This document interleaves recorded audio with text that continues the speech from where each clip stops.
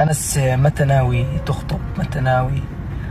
أه هسا أنا ما بدي أحكي لكم، أنا لساتني صغير بالعمر، أنا ما عندي مشكلة الحمد لله رب العالمين، أموري جاهزة وكل شيء جاهز عندي.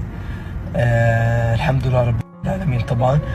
بس لسه مش لاقيين، يعني لسه قاعدين بندور على بنت الحلال، مش لاقيينها. بس إن شاء الله بس بلاقيها فيكم تحكوا لقيتها.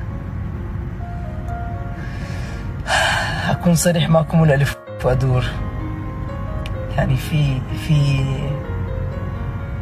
إشي ببالي، إن شاء الله يا رب يزبط، إن شاء الله يا رب يزبط. إذا زبط رح يكون إشي كثير حلو، جد رح تكون أحلى خطوة بحياتي.